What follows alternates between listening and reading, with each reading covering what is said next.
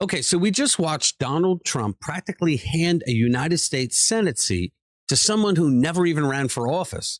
And almost nobody is asking why. In this video, we're breaking down exactly how Trump maneuvered South Carolina's Senate vacancy, why he passed over every ambitious Republican in the state, and what his real endgame is for 2026. Sounds like a simple tribute to a fallen friend, right?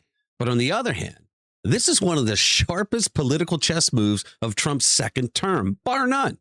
And if you stick with me till the end of this video, you'll see exactly why. Let's get into it. All right, guys, welcome back to RPW Media, where we are MAGA first, conservative second, and Republican third, with the goal of bringing you the most honest news coverage of the day. Look, if you like our videos and you haven't done so already, you should become a subscriber to the channel. You can hit that notification bell, smack that like button, because it helps us get our message out to more people. And you get notified every time we put out a new video. And thank you. All right, let's talk about South Carolina. Governor Henry McMaster had a vacant U.S. Senate seat to fill. Lindsey Graham is gone, and somebody has to sit in that chair until South Carolina holds a special election. Now, if you know anything about Washington, and by now you probably do, you know a moment like this is usually a feeding frenzy. Every ambitious state senator, every term-limited House member, every guy who's been dying to put senator on his business card starts making phone calls. That's how it normally works. That's not what happened here. Trump stepped in. He didn't just weigh in. He told McMaster exactly who he wanted. Darline Graham Nordone, Lindsey Graham's own sister. McMaster said yes almost immediately. On paper, that's a tribute. Nice, tidy little bow and a very sad story. Keep the family name in the seat for a little bit longer. Nothing to see here, folks. But stick with me, because the more you look at this, the less it looks like sentiment and the more it looks like a strategy. Now, here's what Nordone said herself, standing next to the governor on Monday. Give us a watch. Next, I want to thank the governor for selecting me to serve the remainder of Lindsey's term. It is such an honor. Lindsey has always been there for me, and now I will be there for him. My brother was the most amazing person, outstanding leader, and just a genuinely good man. He was kind and considerate and loved by his family dearly. As I think everyone would agree, Lindsey worked harder than anyone. He worked nonstop to make our state, country, and world better. He loved his family and loved serving this state and our country. He dedicated his life to our country. It is such a privilege to get to finish some of his important work, and I promise to work hard over the next several months to support the president and carry forward the efforts of my brother on behalf of the citizens of South Carolina and the United States. Those were nice words and genuinely a nice story. Graham helped raise his sister when their parents died. She stood by him through decades in Washington. Now she gets to close out his final term. There's something almost biblical about that, and I'm not going to sit here and pretend it doesn't matter. I know a lot of people on the right did not like Lindsey because he was kind of a war hawk, but you know what? He did seem like a pretty good guy. But, and you knew there was a but coming, right? A decision can be personal and strategic at the same time. Those two things are not in conflict. In fact, they might be the exact reason this appointment makes so much sense. Think about what happens the second somebody gets appointed to the Senate.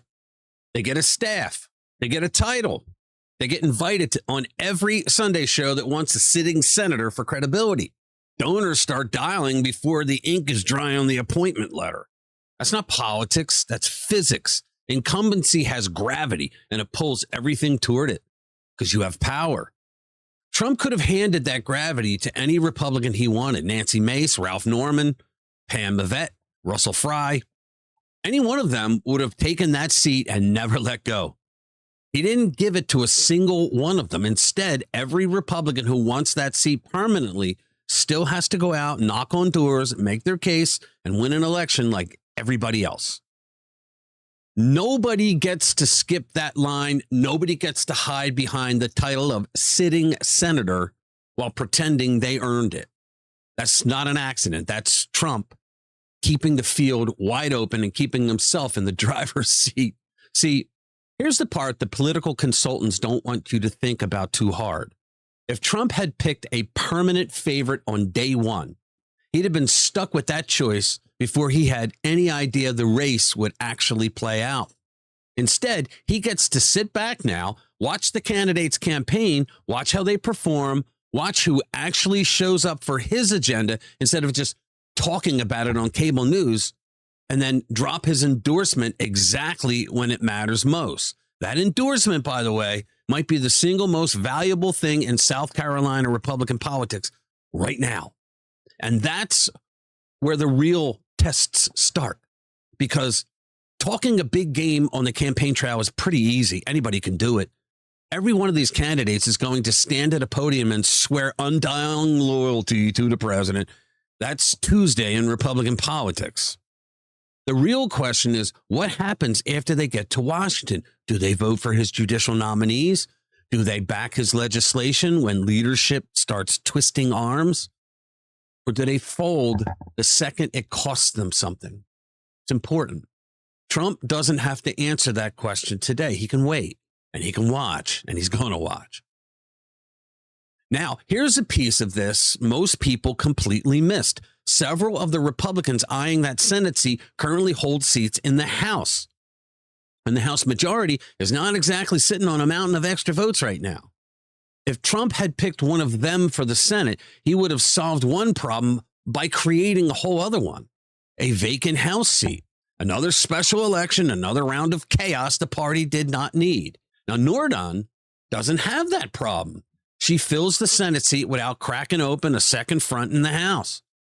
One vacancy closed, 0 new ones opened. It was a great move. And that Senate vote matters right now, not eventually. Judicial nominations are still moving. National security legislation is on the table. Government funding fights are coming, like they always do. Defense policy, sanctions, maybe even election-related legislation down the line. Every one of those is a vote count. And South Carolina sitting there empty. Not anymore. Nordone fills that chair today, not in 6 months. Now, let's talk about something Republican insiders in D.C. are absolutely noticing, whether they say it out loud or not. McMaster had the legal authority here. Full stop. Trump had 0 official power to force his hand. None. This wasn't a directive. It wasn't a mandate. Trump simply said publicly who he preferred. What Trump did is he went on Truth Social and he posted the following. I have always loved Lindsey Graham, and South Carolina loved Lindsey Graham too. He was a great fighter for the people of South Carolina and America as a whole. Lindsey's wonderful sister, Darline Graham Nordone, would be a great choice to serve as interim senator for South Carolina until a suitable person is named in the primary election. She would be a fabulous tribute to a man who loved his state and his country, and especially his sister. McMaster did it anyway, even though he had all the power. He agreed with the president.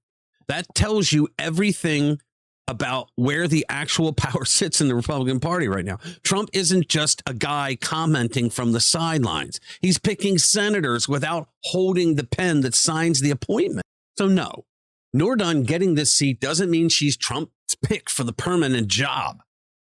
That's a different fight coming soon, with a tight primary calendar, a possible runoff, and a general election later this year. Mace, Norman, Evette, Fry. Watch that list grow. Every single one of them is about to face the same question over and over from now until Election Day. Why would South Carolina trust you with this seat, and why should Trump risk his name on your campaign? Because make no mistake, guys, replacing Lindsey Graham is not replacing just any senator. This is a man who spent decades building relationships on the Armed Services Committee, shaping foreign policy, becoming one of the most recognizable Republican voices in Washington. Whoever wins that permanent seat inherits a job a lot bigger than the title suggests. So here's where this actually lands. Trump and McMaster just solved South Carolina's Senate problem today. without letting a handful of Washington insiders quietly handpick the next senator behind closed doors. The seat is filled. The party keeps its vote. Graham's family gets to close out his legacy with dignity. And in the end, the voters of South Carolina, not the consultants, not the donors, not the guys with the fanciest titles in D.C., are the ones who get to decide who holds that seat for good. That's the upside here, guys. In a political system that so often takes the decision away from regular people, this time it stays exactly where it belongs, in their hands. All right, so tell me what you think about this. I want to read your comments below. Thank you for watching. I'll see you in the next one.